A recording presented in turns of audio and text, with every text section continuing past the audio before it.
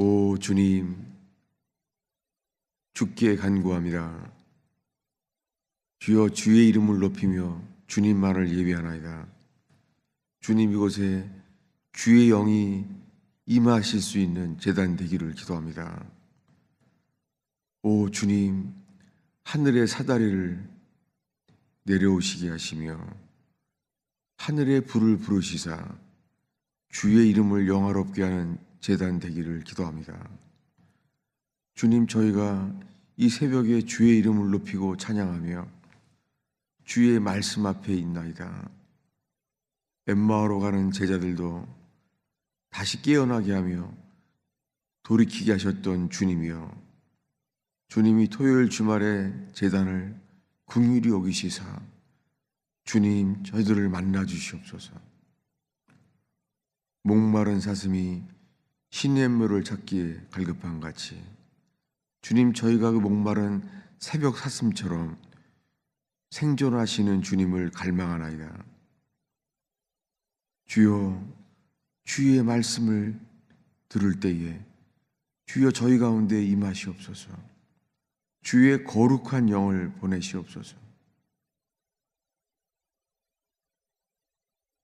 예수님의 이름으로 기도하겠습니다. 오늘은 하나님께서 특별한 말씀을 전할 분을 보내주셨습니다. 이스라엘에서 오랫동안 사역하신 선교사님이십니다. 옛날에 주일날 오셨던 분입니다. 박경진 선교사님이십니다. 룻기에 대한 책이 늘 기억이 나요. 그런데 오늘 마침 한우카가 오기 직전에 하나님께서 귀한 선물의 강사를 보내주셨습니다. 그리고 7시부터 제자반을 우리 선교사님의 강의를 더 듣게 되었습니다. 나오시겠습니다. 네, 기도하겠습니다. 하나님 아버지, 감사합니다. 하나님, 이 귀한 교회에 말씀을 전할 수 있는 귀한 은혜를 주셔서 감사합니다. 우리 목사님을 축복하고 또 이곳에 예배하는 이 새벽을 깨우는 성도들을 축복합니다. 또 온라인에서 함께 예배하는 또 많은 예수님을 사랑하는 분들을 축복합니다. 하나님, 참으로 이 시간에 말씀을 나누고 또 함께 그 말씀에 대해서 은혜를 나눌 때에 하나님 성령께서 인도해 주셔서 당신께서 기록하신 그 말씀을 풀어 주시옵소서. 엠마오로 가던 제자들의 발걸음을 되돌리신 주님의 그 함께하심이, 그 풀어주심이 우리 가운데 있게 하여 주시옵소서. 주님 감사합니다. 찬양합니다. 예수님의 이름으로 기도합니다. 아멘. 네.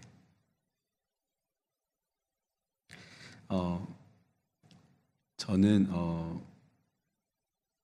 아마 매우 오래전에 이곳에 왔던 기억이 나고요. 그때 이제 피아노를 치면서 저희 아들들하고 같이 루아 아도나이라고 하는 이사야서 61장 말씀을 찬양으로, 히브리어 찬양으로 이렇게 드렸던 기억이 납니다. 그래서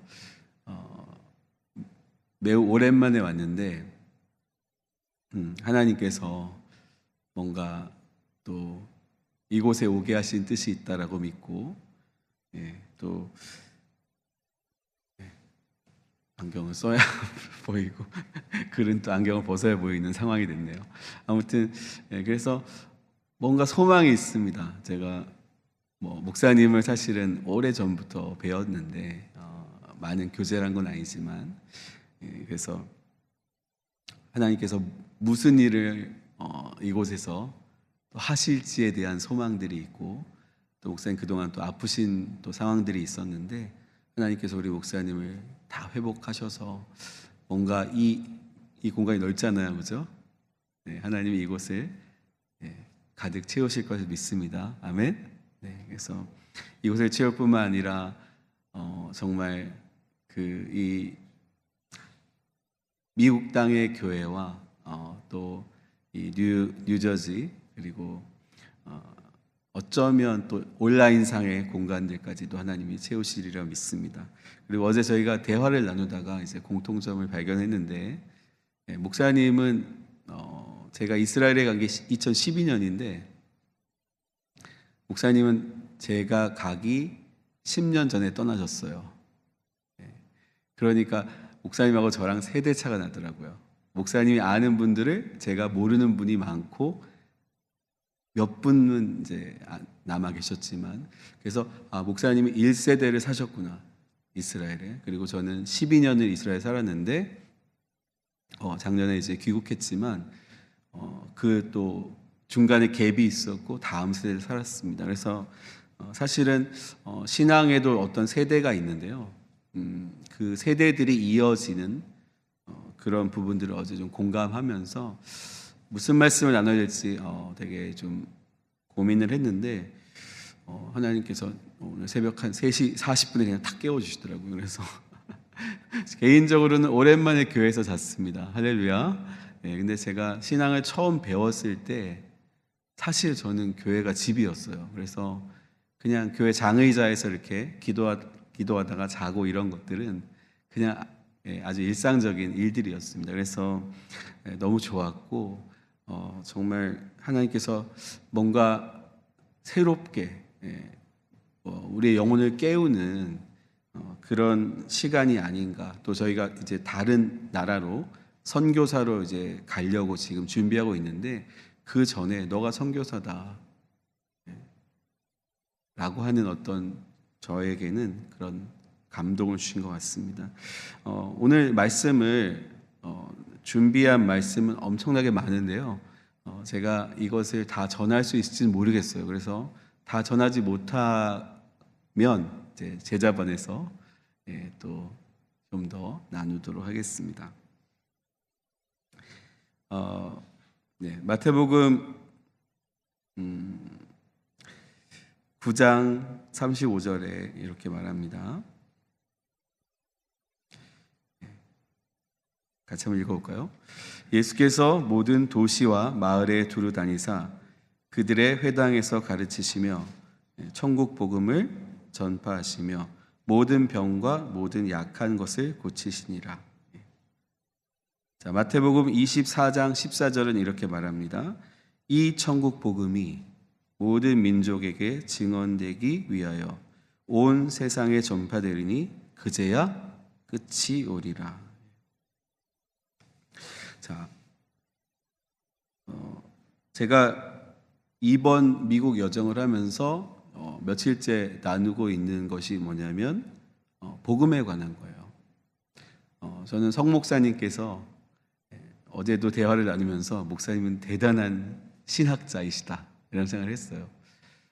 그런데 이제 저는 배경을 좀 말씀드리면, 제가 이제 고든 코넬 신학교에서 5년을 공부했습니다. 그리고 이스라엘에 가서 공부를 하러 간 건 아닌데 공부를 해야만 됩니다, 이스라엘에. 그래서 바레일란 대학교에서 제가 7년을 성서학을 공부하고, 그리고 이제 히브리 대학에서 또 4년을 공부했지만 또 2년은 유대학을 공부했습니다. 그래서 계속해서 하나님께서 이스라엘 땅에 보내셔서 교회에 대한 고민을 풀어주셨어요. 저는 그러니까 이스라엘에 있는 동안에 현실 교회의 문제가 무엇일까? 좀 다르게 표현하면 우리가 왜 성도들이, 어떻게 보면 성도들이 제가 여기서 드리고 싶은 말씀이 고생하고 고난이 다르거든요. 근데 저의 견해로 봤을 땐 고생하는 성도들이 많아요. 그러니까 고난을 받는 건 우리한테 기쁘고 영광스러운 일인데, 고생을 하는 거는 애매하게 삶이 힘든 거예요. 그래서 그것들에 대한 고민들이 많았을 때에 주님께서 복음에 관한 부분을 풀어주시면서 이것을 지금 제가 책으로 사실 제 책의 내용을 지금 그냥 이렇게 발췌해서 나눠드리는 거예요. 그래서 지난 한 7년 이것을 정리해 왔습니다. 그래서 다 할 수는 없지만 핵심을 가르쳐 드리겠습니다. 그래서 사실은 여러분 우리가 복음이라는 표현을 쓰는데요. 오늘 읽었던 것처럼 성경은 뭐라고 말하고 있냐면 그냥 복음이라고도 하지만 뭐라고 말합니까?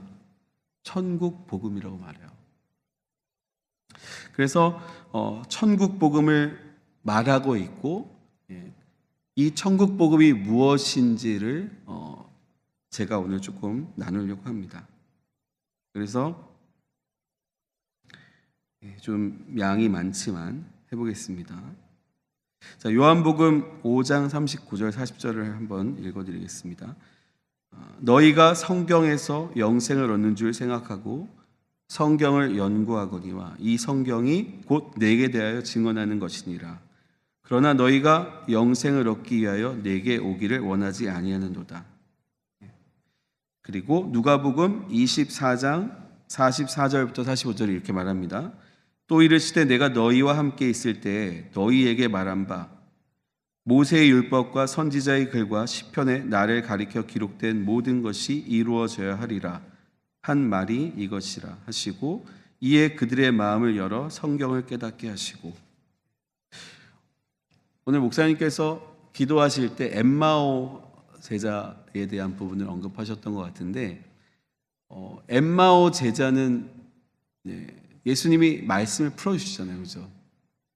제가 이스라엘에서 12년을 마무리하는 시점에서 마지막에 하나 깨달은 게 있어요.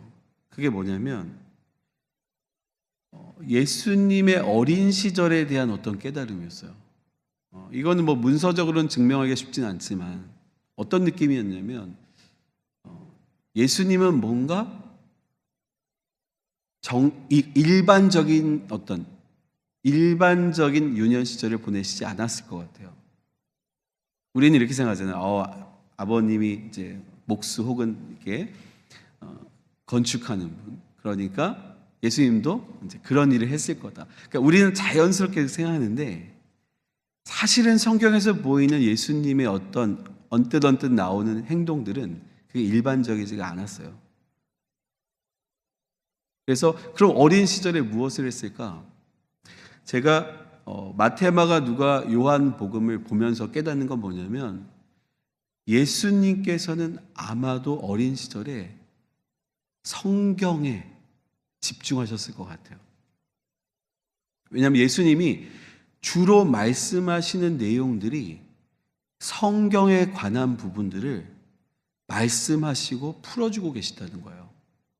그런데 그 관점이 그 당시에 살아가고 있는 여러분 잘 아시겠지만 제사장들이나 그 다음에 바리새인들이나 사두개인들과 서기관들하고 달랐다는 거예요. 그러면서 예수님은 그러면 이러한 어떤 성경에 대한 부분들을 그럼 예수님은 어떻게 풀어내고 있는가? 우리는 이렇게 생각합니다. 예수님은 당연히 하나님의 아들이니까 예수님은 당연히 다 아시지 이렇게 생각할 것 같아요.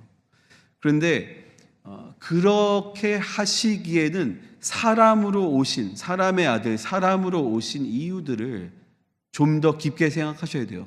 예수님은 예를 들어서 하나님의 아들이니까 피곤하시지 않으셨을 것이다. 예수님께서는 배도 안 고프셨을 것이다. 이런 것과 비슷한 거예요. 우리가 시편 22편 1절에 엘리 라마 사박단이라는 표현이 나오잖아요.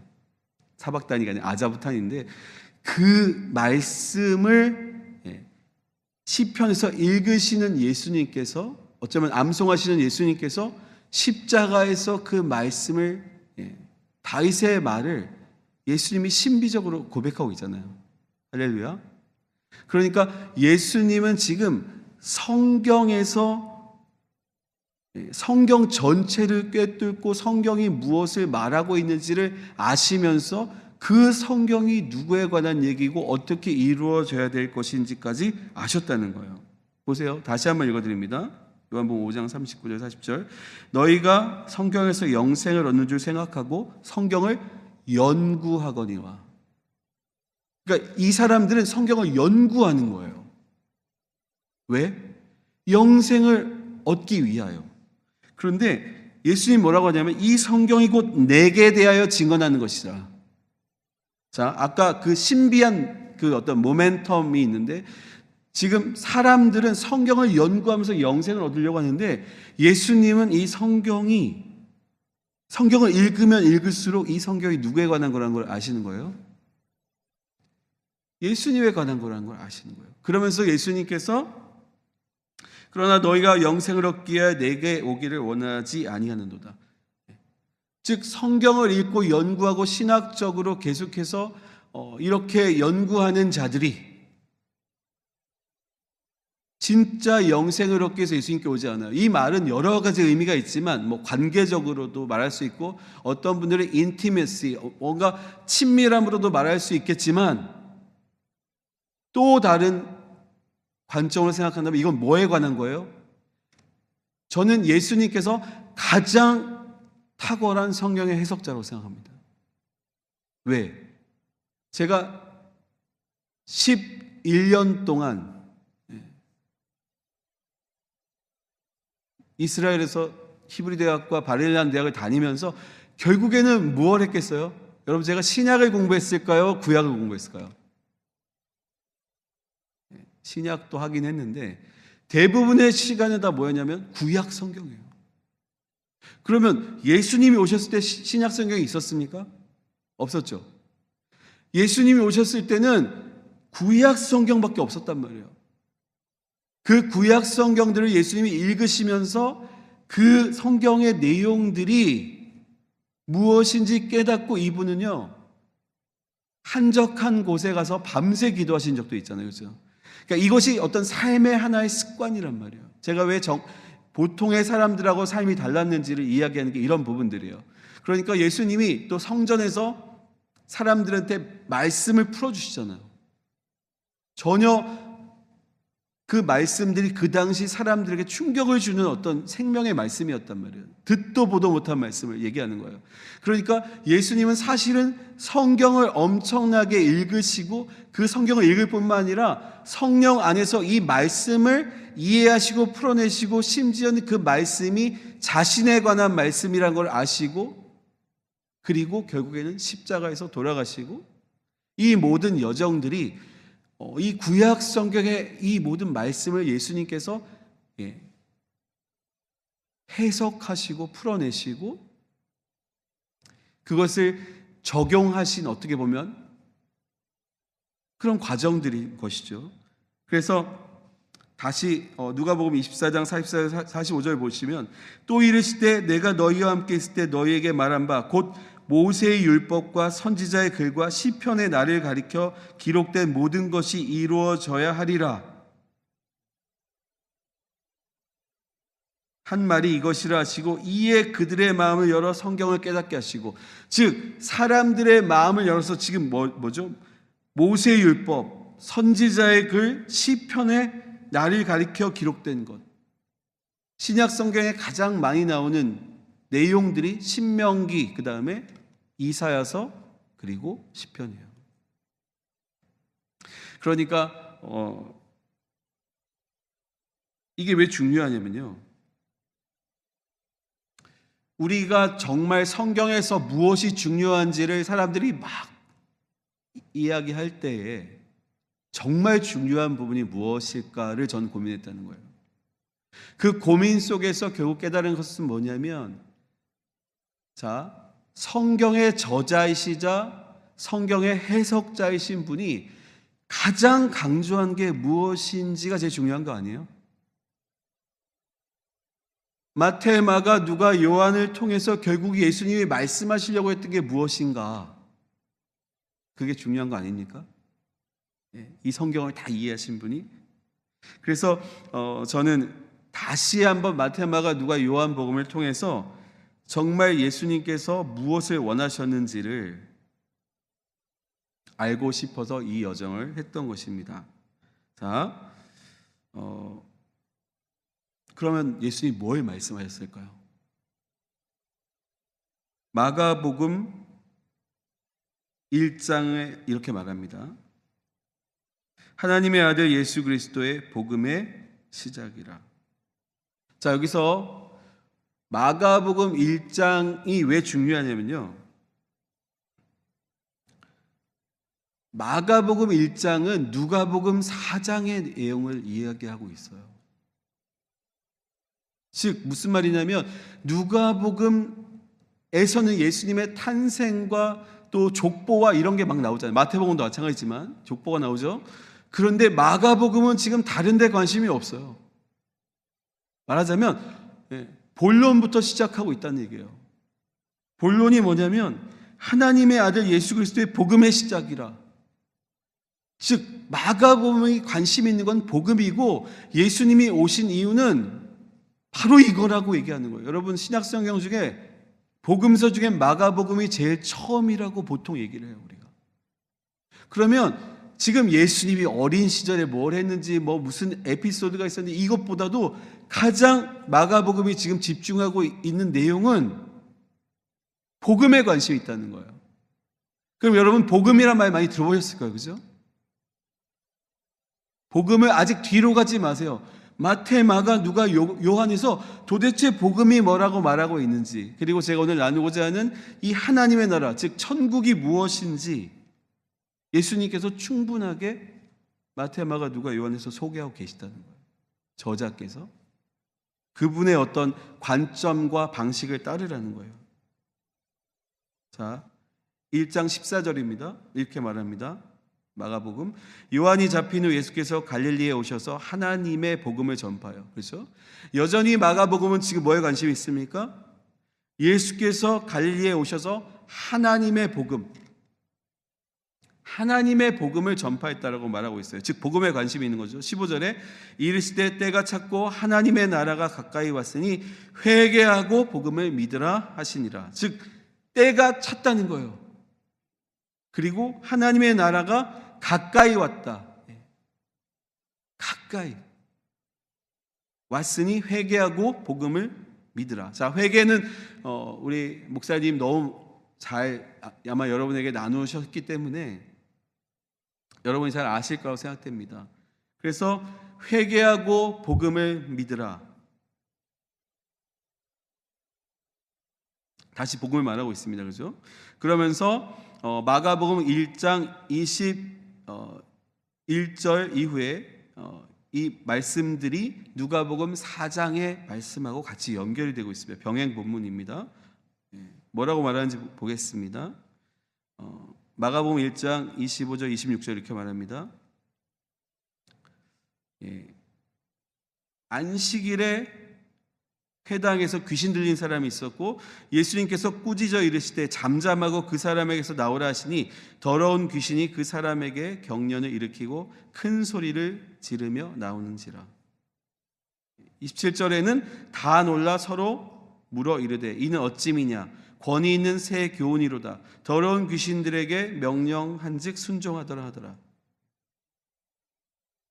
자, 그래서 마가복음은 누가복음 4장의 가버나움 사건이 말하는 것처럼 먼저 무슨 얘기를 하냐면은 귀신이 떠나갔다라고 말합니다. 그리고 그 다음에 바로 베드로 장모의 열병을 고치는 사건이 나옵니다. 즉 마가복음 1장과 누가복음 4장은 공통적인 이야기를 하고 마가복음은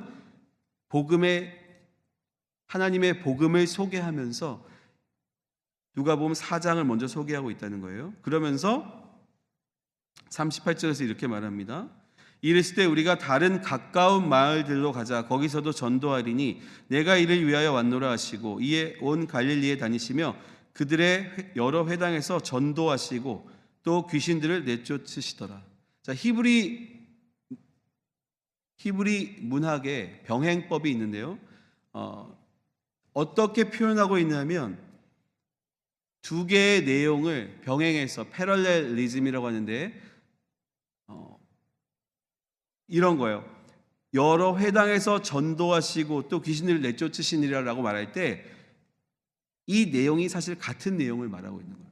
즉 100% 이퀄이란 얘기 아닙니다. 그러나 전도의 내용 안에 귀신을 쫓고 또 다른 말씀들에서는 질병들을 치유하는 부분들이 나옵니다. 그러니까 우리가 지금 보통 하는 전도들은 예수님 믿으십시오. 그리고 구원 받으십시오. 그리고 천국에 가십시오. 이렇게 보통 소개하잖아요. 그런데 이 당시의 말씀을 보면은 전도하시고 하나님의 나라의 복음을 선포하실 때 그 말씀들이 악한 영의 매인 자들을 풀어주고 고쳐주는 부분들이 같이 동일시되고 있는 것이 히브리어적으로 봤을 때 이 말씀들의 해석입니다. 그래서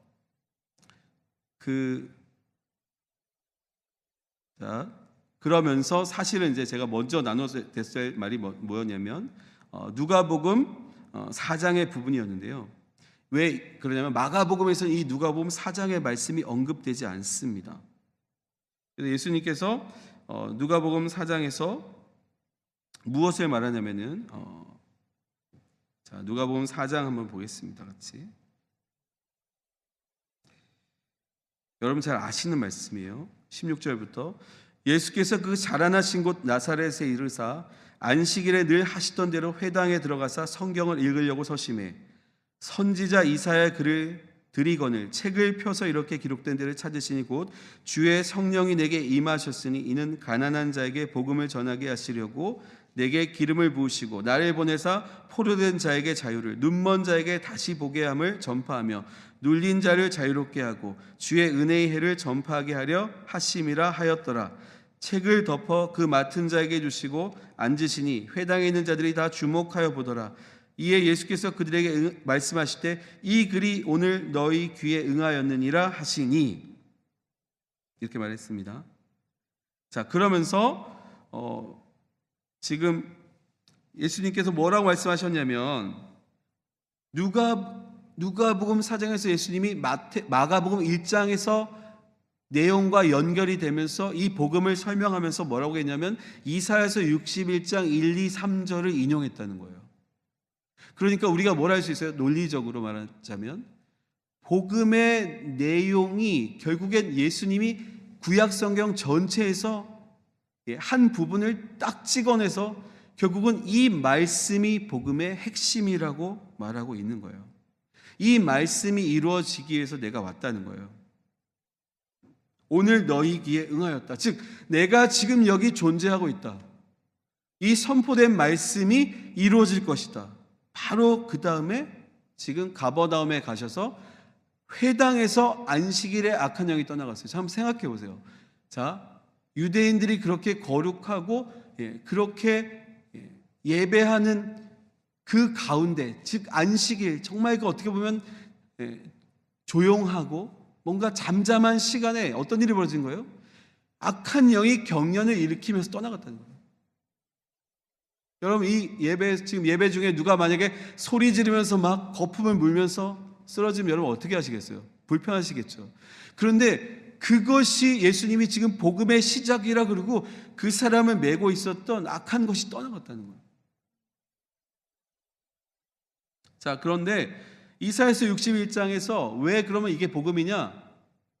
제가 여기서 찬양했던 아주 수년 전에 다 외우는 구절이에요. 루ach 아도나이 엘로힘 알라이 야마샤 아도나이 오티 레바셀 아나빔. 이게 뭐냐면 하나님의 영이 루ach 아도나이 엘로힘 하나님의 영이 내게 내리셨으니. 그 다음에 뭐죠? 이는 내게 기름을 부으사 가난한 자들에게 복음을 전하게 하려 하십니다. 여기 기쁜 소식이라고 되어 있는데요. 여러분 밧살이라는 말이 히브리어로 벳소라가 복음인데 벳소라가 어떤 뜻이냐면 밧살이 뭐냐면 살이에요. 살. 자, 그러면 살이 왜 기쁜 소식이 되느냐? 의견이 분분하겠죠. 그런데 이 밧살 안에 뭐가 있냐면 전쟁의 승리를 전하는 내용이 있어요.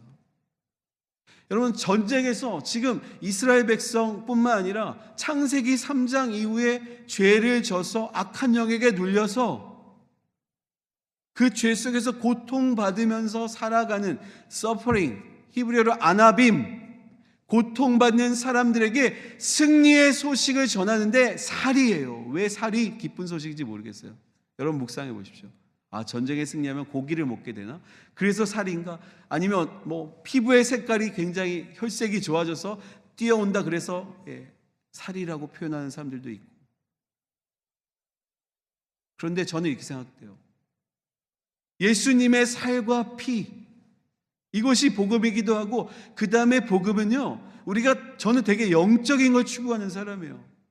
근데 영적인 것을 추구하고 정말 기도하고 기도의 자리에 있고 예배의 자리에 있었는데 결국은 깨닫는 게 뭔지 아세요? 살이에요. 살이 중요한 거예요. 여러분 아무리 영적이라도 며칠 굶겨보세요. 여러분 진짜 영적이 될 것 같으세요? 금식 빼고. 금식은 영적이 되겠죠. 그래서 실제적으로 우리에게 주어진 것은 뭐냐면 삶에 관한 거라는 거예요. 우리가 되게 영적인 걸 추구하는 것 같지만 그 영적인 것이 살에 관한 거고, 결국은 그 살이 신비적이지만 예수님의 살, 예수님의 피가 우리를 살리는 양식이 되는 거예요. 자, 그러면서 제가 오늘은 복음하고 하나님 나라를 약간 설명하려고 그랬는데, 그러니까 이 복음이 결국 뭐에 가는 거예요? 그 성령이 임하셔서 레바셀 아나빔, 그래서 실라하니 락보시 레니시베 레일레브, 마음이 상한 자를 고치고, 그죠? 포로된 자를 자유케 하는 거예요. 갇힌 자를 해방하는 거예요. 이것이 바로 복음이라고 말하고 있고, 실제 예수님이 이 말씀이 너에게 응했다라고 했을 때 어떤 일이 벌어진 거예요? 악한 영에게 눌리고 갇히고 포로된 자에게 드롤, 즉 자유를 선포한다. 드롤이 무슨 뜻이 있냐면 제비라는 뜻이 있어요. 혹은 참새라고 할 수 있는데, 결국 이 자유가 어떤 거예요? 자유롭게 날아가는 해방된 것을 말하는 거예요. 그러니까 지금 예수님을 믿는데, 복음을 들었는데, 내가 만약에 뭔가 눌리고 늘 고생하는 것은 하나님이 원하시는 게 아니에요. 고난받는 것은 제자가 마땅히 예배로서 갈 때 그가 짊어지는 것은 고난이 맞아요. 죽을 수도 있어요. 그러나 고생은 아닙니다, 여러분. 고생하다가 죽는 게 아니에요, 하나님 뜻이. 여러분 지금 고생하고 있으면 복음을 모르는 거예요. 예수님께서 그것을 해방하기 위해서 왔다라고 하는 게 정확히 천국 복음의 내용이에요. 자, 누가복음 7장 28절에 뭐라고 말하냐면, 내가 너희에게 말하노니 여자가 낳은 자 중에 요한보다 큰 자가 없도다. 그러나 하나님의 나라에서는 극히 작은 자라도 그보다 크니라 하시니. 자, 우리 하나님 나라랑 천국이 헷갈릴 수 있는데요, 마태복음에는 하나님의 나라, 제가 맞다면 4번인가 나오고 천국이 36번이 나와요. 그러니까 하나님 나라랑 천국이라는 게 혼용되어 있지만 대부분 다 천국이라고 말했고, 마태복음 19장에 부자 청년의 비유가 나오는데, 그 부자 청년의 비유의 내용에서는 천국, 다시 말하니 하나님의 나라라고 얘기하고 있어요, 마태복음은. 근데 마가복음 10장에서는 부자 청년의 비유가 똑같이 나오는데 다 하나님의 나라에 들어가기 어렵다, 부자가. 하나님의 나라 이렇게 나오고 있어요. 그럼 뭐죠? 논리적으로 말하자면 뭐겠어요? 하나님의 나라랑 천국이 같은 말이란 얘기예요. 마태는 주로 천국이라는 표현을 썼고, 마가, 누가, 요한은 하나님의 나라라는 표현을 썼어요. 그럼 여러분 헷갈리지 마세요. 사람들이 이렇게 말해요. 이 땅에 하나님 나라가 임하게 해주십시오. 그럼 이 땅에 천국이 임하면 안 됩니까? 동일한 표현인데, 여러분 어떤 분은 우리 성전에서 예배합니다 이렇게 얘기해서, 어떤 사람은 우리 예배당에서 예배합니다. 둘이 다른 표현입니까? 같은 표현이잖아요. 그것이 지시하는 것이, 즉 천국과 하나님의 나라가, 근데 이것을 분리합니다. 우리가 의식 속에서 어떻게 분리하죠? 이 땅에 임하는 건 천국이에요. 그리고 죽어서 가는 건 이 땅에 임하는 건 하나님 나라예요. 그리고 죽어서 가는 건 천국이라고 말해요, 보통. 신학적으로도 그렇지 않습니다. 그러니까 결국에는 그것 때문에 우리가 무엇을 유보하냐면, 예수님께서 복음을 전하고 천국을 말씀하시고 심지어는 12제자를 부르셔서도 뭘 했어요? 귀신을 제어하고 치료하기 위해서 보냈어요. 예수님께서. 그리고 전도하라고 하셨어요. 그런데 그 내용을 분리하는 거예요. 아까 말씀드렸지만 히브리어 문법적으로 보면 그게 분리되는 게 아니라 같은 거예요. 동일한 본질이라고. 묶인 자를 해방하는 것 안에 여러 의미가 있어요. 나중에 자세히 나눌 기회가 있기 바랍니다. 그러니까 지금 이 말은 뭐냐면 이전까지는 여자가 낳은 자 중에 세례 요한보다 큰 자가 없는데 하나님의 나라 즉 천국에서는 극히 작은 자라도 그보다 크니라. 이게 무슨 말이냐면 회개하라 천국이 가까웠다랑 연결해 보세요. 즉 세례 요한도 이 말씀하시고 예수님도 이 말씀을 하시는데 천국이라는 새로운 시간이 질적으로 도래했다는 거예요. 즉 세례 요한은 아직 거기 속하지 못했고 예수님이 선포하시는 예수님이 오시는 어떻게 보면 예수님이 십자가를 지시는 예수님이 존재하시고 예수님이 대가를 다 지불하시는 그 시간이 천국에 이것을 완전히 열어놓는 정점이 되는 그러니까 우리가 지금 믿음으로 고백하면 천국으로 들어가는 거 아닙니까? 이해가 되시죠? 죽어서 천국 가는 게 아니에요. 우리가 지금 열려있는 이 천국 안에 예수님께서 테텔레스타이 다 이뤄놓은 그것을 우리가 믿음으로 받아들이면서 고백하면서 그 안으로 들어오라는 얘기예요. 그래서 천국은 침노하는 자가 빼앗는다고 말하는 거예요. 수동적으로 패시브하게 기다리는 게 아니란 말이에요.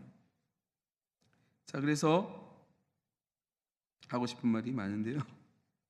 자, 이사야서 40장 9절을 이렇게 말합니다. 아름다운 소식을 시온에 전하는 자여 너는 높은 산에 오르라. 아름다운 소식을 예루살렘에 전하는 자여 너는 힘써 소리를 높이라. 두려워하지 말고 소리를 높여 유다의 성읍들에게 이르기를 너희의 하나님을 보라 하라. 자, 여기서 아름다운 소식을 시온에 전하는 자여 메바셀의 찌온 시온에 전하는 이 메바셀이 동일하게 또한 복음이라는 말이에요. 자, 이 시온에 전하는 이 소식이 무엇입니까? 영적인 구원만을 말합니까? 예루살렘에? 아니에요. 끊임없이 아시리아와 바벨론과 페르시아와 그 다음에 헬라와 로마에 물론 여기는 로마는 안 나오겠죠 아직 이사야서니까. 자, 이렇게 지배를 받고 통제를 받고 포로로 끌려가고 묶이고 갇히고 학대당했던 사람들에게 삶이 회복된다. 예루살렘이 회복된다. 이스라엘이 회복된다라고 말하는 게 지금 메바셀 아나빔이라는 거죠. 아나빔이 아니라 메바셀의 지온이라는 거예요. 그러니까 이게 다라는 게 아닙니다. 이스라엘이 나랑 무슨 상관이 있는가 이럴 수 있잖아요 우리가. 근데 이것이 다라는 것이 아니라 이 말에 원래 쓰였던 그 맥락을 이해함으로 주님께서 무엇이 복음인지를 말하고자 했는지를 이해하라는 거예요. 즉 벳소라 삶에 지금 복음이 풀어져서 우리가 이런 눌림과 묶임과 고통받는 것에서 해방되어서 천국으로 들어오라는 거예요. 내가 대가를 다 지불했으니까. 이사야서 40장 10절 11절 이렇게 말합니다. 보라 주 여호와께서 장차 강한 자로 임하실 것이요 친히 그의 팔로 다스리실 것이라. 보라 상급이 그에게 있고 보응이 그의 앞에 있으며 그는 목자같이 양떼를 먹이시며 어린 양을 그 팔로 모아 품에 안으시며 젖먹이는 암컷들을 온순히 인도하시리로다. 자, 이 말씀이 영적으로만 들리십니까? 영적인 건 당연한 건데 영적인 것만이 아니라 이 안에 뭐가 있습니까? 목자같이 양떼를 먹이시며 어린 양을 그 팔로 모아 품에 안으시며 젖먹이는 암컷들을 온순히 인도하시리로다. 이 안에는 삶이 있고 살이 있어요. 밭살이 있어요. 이것의 회복에 대해서 지금 이 메바세렛 예루살렘 메바세렛 지온을 말하고 있는 것이죠. 그러면서 지금 바로 예수님께서 이사야서 61장 말씀대로 실제로 오셔서 마음이 상한 자를 고치며 포로된 자에게 자유를 갇힌 자에게 노임을 선포하신 것이죠. 자, 그래서 이 복음의 대상이 제가 이제 마가복음 1장으로 복음을 말씀드리고 그리고 누가복음 4장에서 이사야서 61장으로 복음이 선포됐다고 말씀드렸어요. 그죠? 그리고 가난한 자에게 아름다운 소식이 전해진다라고 말씀드렸습니다. 여기서 아나빔, 가난한 자들이 어떤 자들이냐면 신약 성경으로 제가 간단히 말씀드리면 바로 베다니에 있는 고통받는 자들 같은 자들, 그러니까 suffering people. 그래서 그들에게 복음이 전해지는데 당시의 복음은 어떻게 전해졌냐면 예수님이 그들을 만남으로 전해졌어요. 우리는 지금 예수님을 직접 만날 수는 없으니까. 그래서 예수님이 찾아간 자들마다 질병이 고쳐지고 심지어는 이 베다니에 있는 나사로, 죽은 나사로도 살려났어요. 아시죠? 달리다 꿈, 죽은 소녀도 살아났고요. 나인성 과부의 아들, 그들도 살아났습니다. 그러니까 결국은 예수님께서 사람들을 회복하셨다는 거예요. 자, 우리가 회개를 강조합니다. 그런데 사실은요, 회개를 우리가 할 수 있습니까? 잘 생각해 보셔야 돼요. 38년 된 병자가 회개를 하고 회복이 된 게 아니에요. 그렇죠? 반대입니다. 예수님께서 그 병자의 병을 해방하시니까 이 사람이 뭐 하신 거예요? 회개한 거예요. 그 광야에서 누구죠? 이 거라사 광인. 거라사 광인도 마찬가지입니다. 거라사 광인이 악한 영에게 잡혀 있는데 이 사람이 회개할 수 있을까요? 자기 의지로 할 수 없죠. 예수님께서 그 사람을, 악한 영을 내쫓아줘서 그 사람이 온전하게 되니까 회개하고 주님을 따라온단 말이에요. 그래서 마치 어떤 우리의 의지로 뭔가를 할 수 있는 것처럼 생각하면 안 돼요. 지금 복음은 어떤 식으로 들어오냐면 하나님께서 우리에게 지금 회개하고 천국에 들어오라고 말씀하시는데 이 자체를 지금 예수님께서 이것을 시행하시면서 십자가에서 다 이것을 지불하시고, 그리고 우리를 그곳에 데려가는 이 모든 여정 자체가 회개이고, 동시에 맞습니다. 우리가 회개를 해야 돼요. 의지적으로 팔로우를 해야 돼요. 그런데 이 과정을 이해하실 필요가 있습니다. 자, 제가 마무리를 해야 하는 시간이 왔는데요. 나중에 이 후에 제자반 시간에 좀 더 나누도록 하겠습니다. 오늘 못 나온 부분들은. 자, 골로새서 1장 13절 14절 이렇게 말합니다. 그가 우리를 흑암의 권세에서 건져내사 그의 사랑의 아들의 나라로 옮기셨으니 그 아들 안에서 우리가 속량 곧 죄사함을 얻었도다. 게울라, 리뎀션. 그러니까 예수님께서 대가를 지불하심으로 지금 그것을 믿음으로 사람들이 지금 어떻게 된 거예요? 흑암의 권세 속에 있던 나라에서 사랑의 아들의 나라로 옮겨졌다는 거예요. 그리고 이사야서 61장 3절에 무릇 시온에서 슬퍼하는 자에게 화관을 주어 그 죄를 대신하며 기쁨의 기름으로 그 슬픔을 대신하며 찬송의 옷으로 그 근심을 대신하시고 그들의 의의 나무 곧 여호와께서 심으신 그 영광을 나타낼 자라 일컬음 받게 하려 하심이라. 즉 슬퍼하고 고통받던 아나빔, 매여있던 자들, 그들의 그 슬픔을 대신해서 기쁨의 기름 쉐멘 사손을 부으시고 그 슬픔을 대신해서 찬송의 옷으로. 그리고 시편의 어떤 구절은 뭐라고 말하냐면 우리가 통곡의 벽이라고 말하잖아요. 그 통곡하는 그 통곡을 마홀, 즉 댄싱, 어우러서 함께 춤추는 춤으로 바꾸셨다고 말합니다. 자, 제가 마무리하겠습니다. 제가 충분히 나누지 못했지만 결국 이 복음의 본질이 뭐에 있냐면 고통받고 죄와 사단에게 매여있던 사람들을 풀어서 해방하기 위해 오신 거고, 제사장과 바리새인과 서기관들은 그들 나름의 논리와 신학으로 사람들에게 영향력을 미치고 랍비라, 선생이라 칭함을 받으면서 심지어는 돈을 받았겠죠. 그렇게 자신들의 권위와 유익을 취했지만 실제로 예수님이 성경의 완전한 해석자로 오셔서 성경 가운데 그것을 해석했을 때 그들은 자신들의 전통과 자신들의 해석으로 영혼들을 잡고 있지만, 권위를 행사하고 있지만 오히려 천국에 들어가지 않고 천국 문을 막고서 그들이 못 들어가게 만들고 자신의 전통으로 가르쳤는데 예수님께서는 하나님이 무엇을 말씀하셨는지를 정확하게 본질을 말하고 그게 복음이고 그게 천국 복음이고 복음이 천국으로 들어가는 열쇠이고 오늘 올람하제 올람하바 말씀 안 드렸지만 이 세상뿐만 아니라 오는 세상 즉 메시아를 통해서 완성되는 세상 그 세상을 향해 나아가도록 길을 열어주셨다는 거예요. 그래서 오늘 이 말씀을 이해하셨으면 여러분이 제가 나누는 부분의 어떤 핵심을 이해하신 거라고 생각돼요. 그래서 예수님이 저자였다. 그리고 이 성경 모두가 다 예수님에 관한 것이다. 그리고 그 말씀을 이루기 위해 예수님이 십자가에서 테텔레스타이 다 이루어졌다. 다 끝났다. 그러니까 너희는 믿어라. 그리고 회개해라. 돌아와라. 그리고 열려있는 천국으로 들어가라. 헬라어로 전치사로 에이스, 인투 들어가라. 이미 열려있다. 나중에 오는 게 아니라 지금 열려있다. 들어가라. 할렐루야.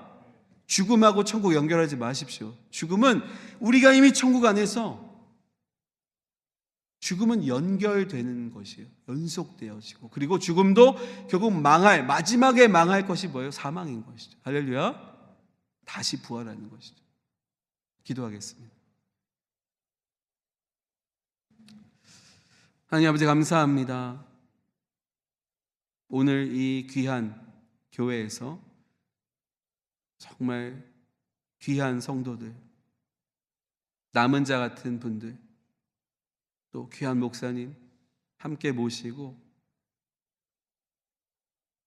부족하지만 이 말씀을 나누었습니다. 하나님, 예수님께서 성경의 해석자로서 정말 주고 싶었던 것이 무엇이었는지 깨닫게 해주십시오.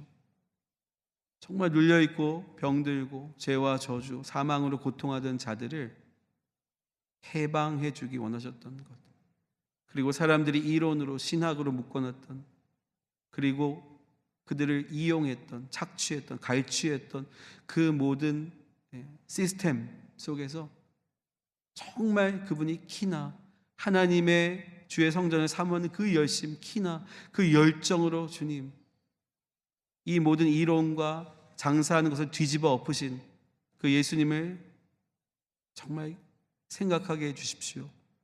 그리고 그 예수님이 이 모든 성경이 바로 나에 관한 것이다 정확하게 말씀하시고 그분이 그것을 깨닫고 십자가에서 완전하게 죄를 도말하시는 대가를 지불하셨던 예수님을 기억합니다.